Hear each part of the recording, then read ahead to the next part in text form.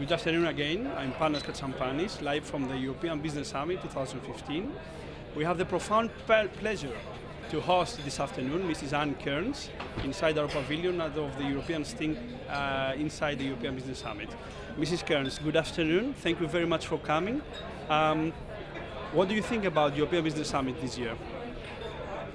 Well, I've been impressed with the number of young people here. I think that it probably gets a younger audience every year, and I think that's a very good thing for Europe. Okay. I think this is a very good statement. So we have prepared a lot of questions for you this afternoon regarding MasterCard and its business in Europe and abroad. And without further ado, I'm going to start with the first one. It goes like this. MasterCard, the world's #2 credit card company, closed Q1 2015 with a better than expected profit of $2.23 billion, marking a net revenue increase of 2.7%. How do you see this year evolving for the 2.2 billion card issuer? Yes, we actually had a good quarter this year, and our net income was actually $1 billion as well, which is a 17% increase. The numbers that you've suggested on the growth side of almost 3% were actually conversion into dollars. If you looked at the underlying growth, it was about 8%. Obviously, we've got big FX headwinds, and so the piece of MasterCard that I run is everything outside North America, and that has been growing at a much higher rate around the world. Wow, that's very, very impressive, actually. It's very good. I continue with the next one. So, 2015 can be characterized as a year of currency fluctuations. The euro is getting cheaper, the dollar is getting more expensive. What is MasterCard's strategy to tackle this risk environment, given that more than 60% of the company's turnover is made outside the US?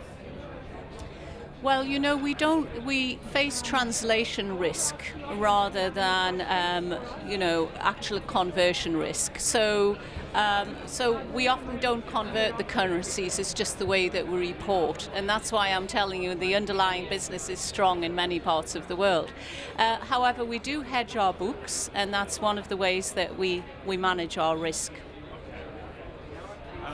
That's very comprehensive. The other question is regarding MasterCard's business outside the US again. China's State Council a couple of weeks ago officially released the market to foreign credit and debit card issuers, as of next month actually, in an act to end the monopoly of UnionPay. How does MasterCard plan to get market share in this gigantic $7 trillion world market? We've been working in China for a number of years, and we have co-branded cards in China, across China, actually together with UnionPay. We also had started issuing single-branded cards this year, and we have a tremendous amount of cross-border flow from China. So China's not a new market for us. However, you're right, the Chinese government are opening up to foreign companies to come in and do domestic operations, which we're absolutely thrilled about. And so we're doing what we do whenever a country opens up. We're going through all of the procedures that the government requires to operate in that economy, and we're looking at how we work with the big banks in the country and how we get the right footprint across the country to have all of the acceptance infrastructure we need. So sounds like China is a big market for you already. The next one is referring to mobile. We go back to Europe, actually in Barcelona, the world's mobile capital. The European Sting is the only Brussels-based EU media, as you know, to be official media partner of GSMA at MWC for a few years now. I would like to refer to MasterCard CEO, Mr. Ajay Banga's speech in Barcelona on financial inclusion. How does MasterCard really aim to spread global financial inclusion through interoperability in a world where more than 30% of its population does not have one bank account? Financial inclusion has been a big part of our strategy for a number of years, and we're now accelerating on that. We've already started to do massive country changes in South Africa. We're reaching 21 million recipients of benefits payments by giving these people government cards that have biometric fingerprint and voice recognition. We're working with the Nigerian government on a pilot with their new identity card where we layer payment capability. We're building a complete infrastructure in Egypt to be able to move money between people and companies, between people and government, and across the country in a mobile way. And so there are many projects around the world, Mexico, India, I could go on. We have about 9 major projects that will deliver another 500 million people into the financial system by 2020, and that's our commitment. Really impressive, I must say, to the list. The next question for this afternoon. According to a recent World Payments report, global e-commerce transactions will reach the ceiling figure of about 40 billion in 2015. How many of them would you estimate that will suffer from credit card fraud? How safe are our credit card transactions today? The thing that's going to really change e-commerce is tokenization, and that already exists today. Apple Pay technology uses tokenization in the digital space, and that means that your card credentials do not get transmitted from one place to another. They're completely wrapped up and encrypted in a token. This means that it will become incredibly safe to use your card in the e-commerce space. Today, there is a mixture of environments. Some companies hold your card credentials on file if you have allowed them to do that. And in some cases that has not been very safe because those companies themselves have not had the security measures they needed in place to protect you as a member of the public. And so what is happening now is the public's becoming more security conscious, but we have solutions in place that can hold your card information in a cloud, can tokenize it and cause it not to be able to be moved around. So you think we are completely safe, from what I understand? I think that we can sleep in the evenings. Continually invest in more safety, more security. Okay, I understand. All right. So you mentioned before biometric, and this next question is about that exactly. MasterCard is allegedly planning to launch biometric payments in the old continent still this year, including facial recognition and fingerprints. Is this a project for the future or a current market trend? Do you see the European citizen going anytime soon to her local bank branch to hand over fingerprints or even vein patterns? Do European consumers absolutely need to compromise data privacy over safety increase in payments? First of all, I think that many European consumers probably have smartphones. Certainly I have an iPhone 6 and I already use my thumbprint to unlock my iPhone. I don't know whether you do, but that certainly seems to be a trend, and of course biometric authentication is a rather safe way of authenticating because it's very unique. So I don't think that it's a thing for the future. I think it's happening now. I don't think that it compromises privacy. I think it protects your privacy because it's only you who have your thumbprint, your iris. One of the things we're investing in is technology which is a wristband which would measure your ECG, and this would persistently authenticate you. All of these things are for fraud protection, privacy protection, security, and I think consumers will want something that's uniquely for them and something that's very easy to use. So I think it's definitely here and going to be here into the future. But don't you see the European consumer a little bit poses some obstacles to that? Do you see them accepting the idea of giving fingerprints or wearing the wristbands like this without any issues? We're never going to force people to authenticate in a certain way. It's always our intention to have choice. I choose to use my thumbprint on my Apple phone rather than key in a number because it's faster, and I don't have to remember what my thumbprint looks like. And I didn't have to give it to anyone. I just put it onto the phone and it programmed. So it's a question of convenience and choice. Yes. Okay. This is an excellent explanation. Although some consumers are a bit, I don't know, I think they have some obstacles at this point to accept this new technology because of privacy issues. Maybe it's a matter of information as well and dissemination of the right, proper education to the European consumers, after all. So let me continue again with the safety issue, which is very important, particularly in the EU. And the next question signifies this difference between the US market and the European market in terms of safety. So the question goes like this. EMV, chip technology, chip and PIN, has been existing in the EU for years. Whereas at the other side of the Atlantic, it is now starting to be implemented, even without a PIN code requirement mostly, so it's only a chip and signature, in order not to disturb the American consumer at checkout. How is MasterCard in general tackling this fundamental quality difference of consumer behavior between the American and the European citizen?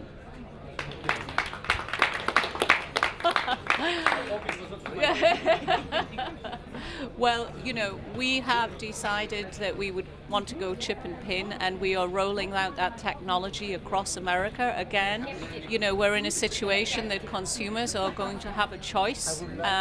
But what we believe is with the advent of the latest authentication technology and also with the advent of recent events in America with,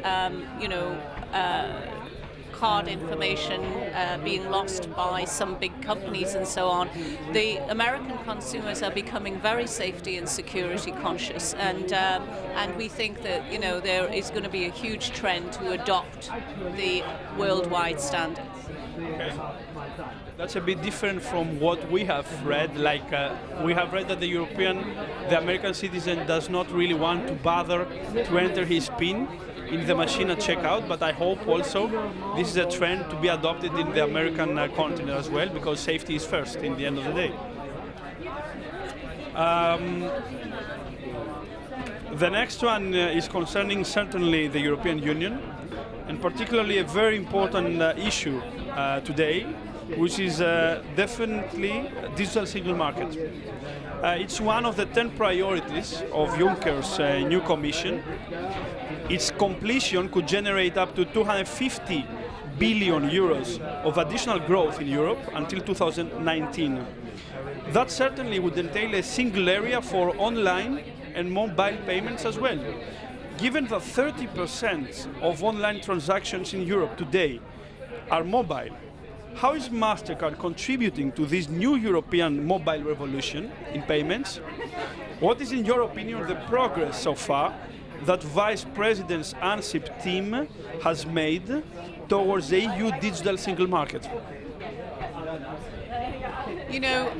First of all, I think that the digital market has been advancing very fast in some countries in Europe. You know very well that the Scandinavian countries are one of the most advanced countries in the world in terms of e-payments and mobile payments. Lately, the London Underground's completely converted to open loop NFC, contactless, and we're getting something like 1 million taps a day. So the British market is converting at a rapid pace now. And so I think that Europe is not moving at one speed. Always. So I would say that there's a long way to go in terms of a single digital market in Europe. However, another thing I'd say is that I don't think that you can regulate to create innovation. I think what you need to do to cause innovation to happen is reduce the regulatory barriers. And so I think we have to think of it that way. I would not agree personally more about this. Okay, so let's go to the last question for this afternoon then. How would you envisage 2016 for electronic and mobile payments? I think it will be a critical year for this market. And what's the position of MasterCard in this new revolution, actually? You're absolutely right that 2016 is going to be a critical year. I think in the UK, already a couple of weeks ago, we passed the tipping point where the number of electronic payments is now more than the number of cash payments. And I think that what we'll see is an acceleration of that across the markets. I mean, obviously, we have infrastructure and technology that's been developed to work pan-European, well, in fact, global. So from our point of view, what we're going to do is we're going to work with the banks, the merchants, the whole ecosystem to try and accelerate this change because cash just costs a lot of money, something like 0.5 to 1.5% of a GDP. And everyone in Europe can benefit from going more electronic. And because Europe has such a good telecommunications infrastructure and so many people have very sophisticated phones, we think that Europe is more than ready from a mobile readiness index to actually start to go into mobile payments in a very big way. But the other thing I'd say is it's really consumer choice. I don't wake up in the morning and think, great, I'm going to make a payment. I wake up in the morning and think, oh, I might buy this jacket. So the payment for me is something that happens because I've chosen to do something. And I want that to be safe, I want it to be seamless. Actually, it's the piece I don't want to think about. and I want it to just be all part of whichever way I choose to buy. And I think that what will happen with mobile payments is I may use that in a store, I may use it online, I might use an application in a restaurant that I'm eating in, or an application to order a taxi. So all of these touch points, I as a consumer just want one easy way of accessing them for payments, and that's the way that we're thinking at MasterCard. But like we said before, Europe is a place where nothing is one flat line. It's very different what you have in the UK than what you have in Germany, what you have in Spain or France. How are you able to contemplate this difference and this diversity in the way of payments in Europe? Well, it's different in some respects, but the core infrastructure's similar. It's the same, in fact, and the way that we design the digital payments are the same. What the difference is the players that we're working with in the markets. For example, Italy, has a very different landscape in terms of small players than say Britain does. As you know, Germany is not as advanced in electronic payments. It's probably one of the least advanced developed countries in the world. But infrastructurally, they can all use exactly the same mechanisms. It's just really working with the local providers and building the ecosystem in the different countries so that they all connect in the right way. Is it also, can you say that it's also a policy matter? So it's how the EU is determined to go in that way, to have this infrastructure. It's easy, it's simple, cheap probably, as you say, to put it in the merchants and flow it in the market. So it's a matter of EU policy in the other day. Well, I think there are some policy implications because one of the things that's happened lately with the change in the interchange rates is effectively about $6 billion has transferred from the banking industry into the retail sector, into the merchants. It's not really affecting the consumer, that change. It may affect the consumer if the banks start to charge because they don't have enough money to actually service the products. But now that money has shifted into that sector, then I think it's incumbent on the retailers to start making the investment in the new technology to accept the mobile and so on, because they've got the money to do so. Sometimes it's the case that the retailers do not have the money, so there is difficult to incentivize them. But all right, at this point I would like to end this brief interview at European Business Summit 2015. I would like to thank you very much for being here. And I thank you all. Panos Katsampanis, live from the European Business Summit 2015. Thank you all.